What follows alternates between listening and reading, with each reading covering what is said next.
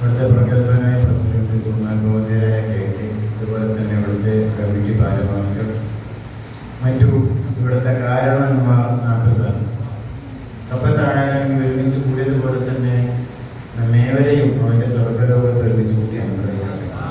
പ്രത്യേകമായി പ്രസംഗിക്കുക എന്ന ഉസ്താദ് പറഞ്ഞതുപോലെ തന്നെ നമ്മൾ വന്നതിൻ്റെ ഉദ്ദേശം ഏകദേശം ഉസ്താദ് പറഞ്ഞു കഴിഞ്ഞ് ഒന്നുകൂടി വിശദീകരിക്കേണ്ട ആവശ്യമില്ല, എനിക്ക് ഒന്നുകൂടി എളുപ്പമായിരിക്കുകയാണ്.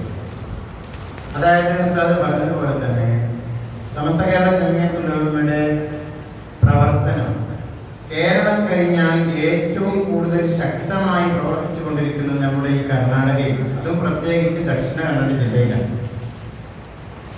ഏതൊരു പ്രവർത്തനം എടുത്തു നോക്കിയാലും ശക്തമായ രീതിയിൽ സമസ്ത കേരള ജമിയത്തുൽ ഉലമയുടെ പ്രവർത്തനം നമ്മുടെ ഈ നാട്ടിലുണ്ട്. എന്നിട്ട് നമുക്കൊരു കുറവെന്ന് പറയാനുള്ളത് മറ്റൊരു കുറവാണ്, നമ്മുടെ പെൺകുട്ടികൾക്ക് പഠിക്കാൻ താമസിച്ച് പഠിക്കാനുള്ള ഒരു സൗകര്യം ഈ കർണാടകത്തിൽ എവിടെയും ഇല്ല.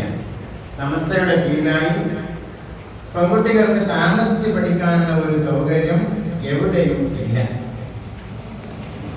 അതുകൊണ്ട് തന്നെ നമ്മുടെ അഞ്ചാമര സുല്ല താലൂക്കിലെ അഞ്ചാമര ഗ്രാമത്തിലെ ഒരു അടുക്കം ശാഖ SKSSF 6 വർഷമായി ഒരു ഡേ ക്ലാസ് നടത്തിക്കൊണ്ടുവന്നിരുന്നു.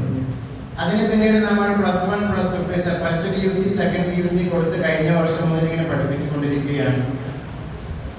അതിനിടയ്ക്ക് നമ്മൾ വിചാരിച്ച് നമ്മുടെ കമ്മിറ്റി ഒരു ആലോചനയിലെത്തി, സമസ്തയുടെ ഒരു ഹോസ്റ്റൽ സൗകര്യമുള്ള ഒരു സ്ഥാപനം നമ്മുടെ നാട്ടിൽ എവിടെ, കർണാടകത്തിൽ എവിടെയും ഇല്ല.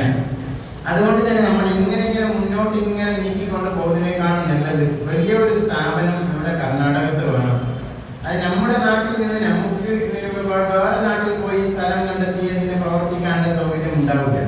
അതുകൊണ്ട് തന്നെ നമ്മുടെ നാട്ടിൽ തന്നെ അതിന് സ്ഥലം കണ്ടെത്തി, ഒരു വലിയ വിശാലമായ സ്ഥലം തന്നെ കണ്ടെത്തി ബഹുമാന്യരായ സമസ്തയുടെ നേതാക്കളോട് വേണ്ടുന്ന രീതിയിലൊക്കെ അതിന് സംസാരിച്ച് കാര്യം ആലോചിക്കുകയും അവരുടെ പൂർണ്ണ പിന്തുണയോടെ ബഹുമാന്യരായ സയ്യിദുൽ ഉലമ തന്നെ മുന്നിട്ട് നമുക്ക് അതിന് കുറ്റിയടിച്ച് അതിന്റെ കാര്യങ്ങൾക്ക് തുടക്കം കുറിക്കുകയും ചെയ്തിട്ടുണ്ട്. അപ്പോൾ ബാക്കി കാര്യങ്ങളൊക്കെ ആവേണ്ടതുണ്ട്. കുറ്റിയടിച്ചിട്ട് അതിന്റെ പെർമിഷനും കാര്യമൊക്കെ നടന്നുകൊണ്ടിരിക്കുകയാണ്. 1 മാസത്തിനുള്ളിൽ അതിന്റെ പണി നമുക്ക് തുടരണം.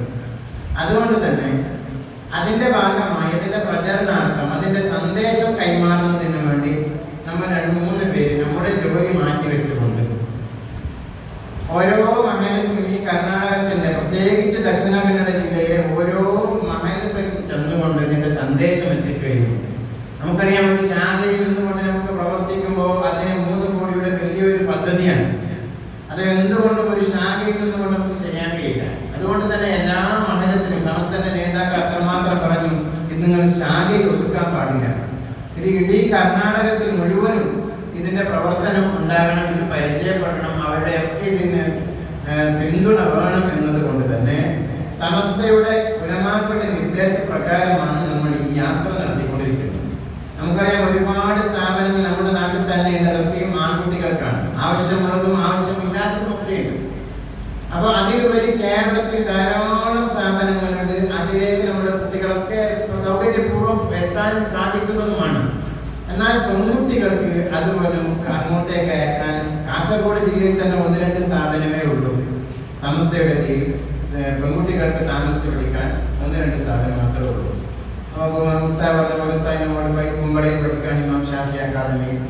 അതുപോലെ നമ്മുടെ കർണാടകത്തിൽ തന്നെ നമുക്ക് തന്നെ പറയുമ്പോൾ മനസ്സിലാകുന്ന ഇത്തരമൊക്കെ പ്രവർത്തനം ഉണ്ടായിട്ട് നമ്മുടെ മക്കൾക്ക് ഇവിടെ തന്നെ താമസിച്ച് പഠിക്കാൻ സാധിക്കുന്നില്ല എന്ന് പറയുമ്പോൾ അതിന്റെ ഗൗരവം എത്ര നിങ്ങൾ ആലോചിച്ച് നോക്കും. നമ്മൾ പലപ്പോഴും പല ഫണ്ടുകളും ക്രോഡീകരിച്ച് കേരളത്തിലേക്കും തമിഴ്നാട്ടിലേക്കും കൊണ്ടുപോകുന്നുണ്ട്.